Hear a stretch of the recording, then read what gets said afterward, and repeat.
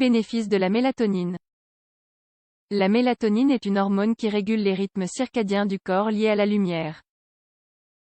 Elle a de nombreux bénéfices, mais les connaissez-vous? Découvrez-les vite. Lorsqu'on parle des bénéfices de la mélatonine, on fait habituellement référence au sommeil et à la régulation du cycle de sommeil-veille.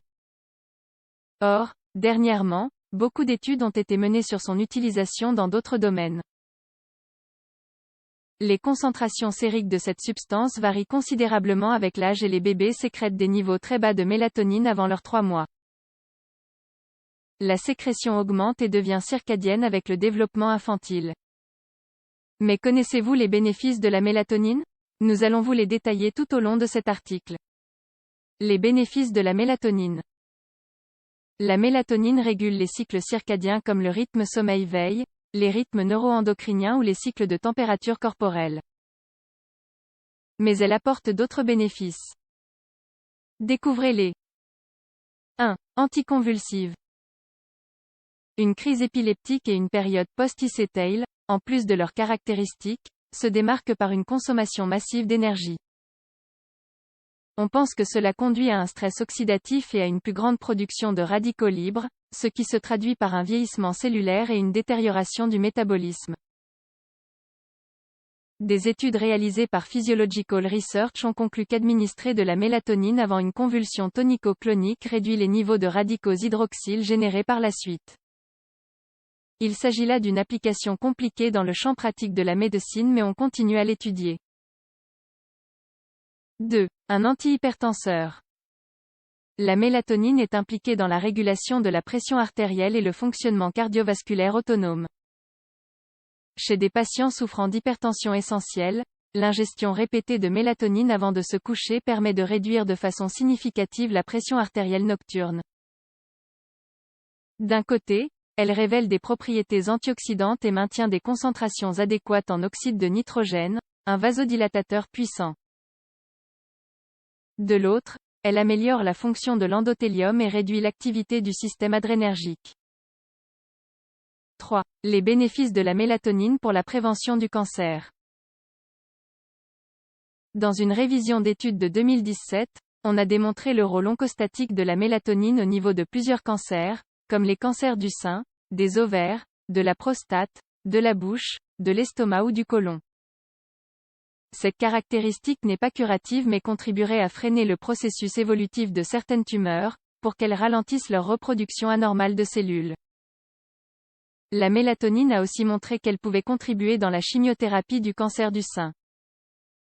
Elle renforcerait en effet les effets thérapeutiques et réduirait les effets secondaires des médicaments et des radiations. 4. Anti-vieillissement. L'application de mélatonine topique peut être bénéfique car elle pénètre dans la strate cornéenne et y forme un dépôt grâce à sa structure chimique lipophile distinctive. Elle peut ainsi se loger dans la structure de la peau pour libérer ses bienfaits de façon progressive.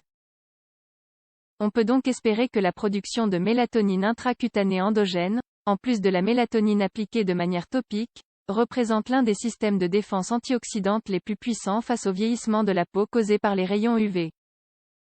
5. Une régulatrice du système immunitaire. La mélatonine régule aussi les processus inflammatoires et immunitaires, en activant et en inhibant ces réponses. Par ailleurs, sa très grande capacité antioxydante permet d'éliminer le stress oxydatif des tissus enflammés. Avec ses effets endocriniens et paracrines, elle réalise les actions suivantes. Elle module les enzymes pro-inflammatoires. Elle contrôle la production de médiateurs inflammatoires comme les cytokines et les leucotriènes.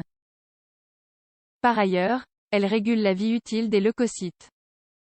6. Bénéfice de la mélatonine en tant que neuroprotectrice. Un dysfonctionnement de la régulation de la synthèse de mélatonine est responsable de ces changements au cours des premières étapes de la maladie d'Alzheimer.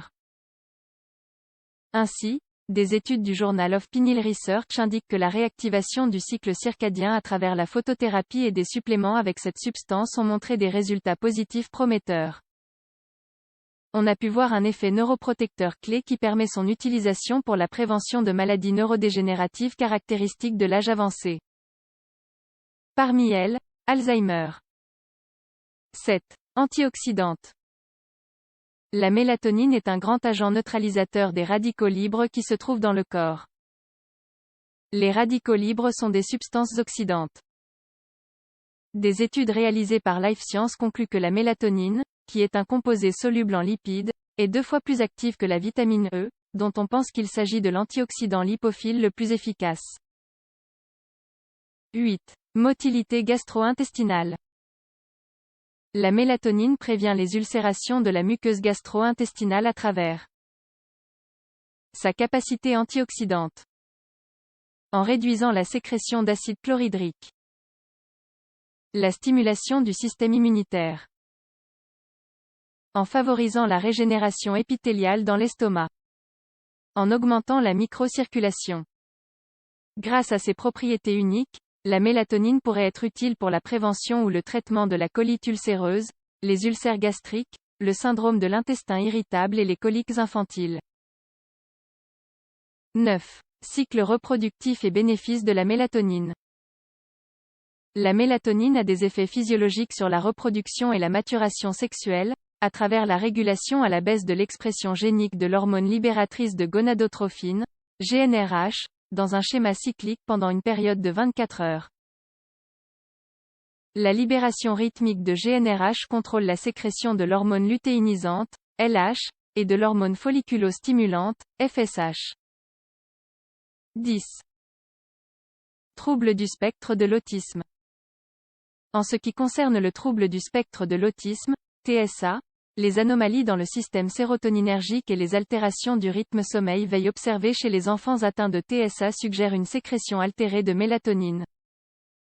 Les troubles du sommeil, et principalement l'augmentation de l'état de latence, la réduction du nombre d'heures et les réveils nocturnes avec une insomnie sont observés chez 50 à 80% des personnes atteintes d'autisme.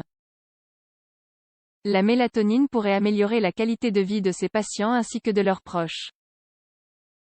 Recommandations au sujet de la mélatonine. Le corps sécrète une plus grande quantité de mélatonine la nuit. La force du stimulus lumineux que l'on absorbe au cours de la journée, accompagné de l'horloge biologique, détermine la valeur totale de la substance sécrétée par le corps. Avant de consommer de la mélatonine, l'idéal est de consulter un médecin, surtout si l'on souffre d'une maladie. C'est le professionnel qui déterminera si elle est indiquée ou non. Ces bénéfices que nous vous avons commentés n'en sont, pour une grande partie, qu'à un stade expérimental, et l'on doit donc évaluer attentivement chaque cas clinique pour définir son utilisation.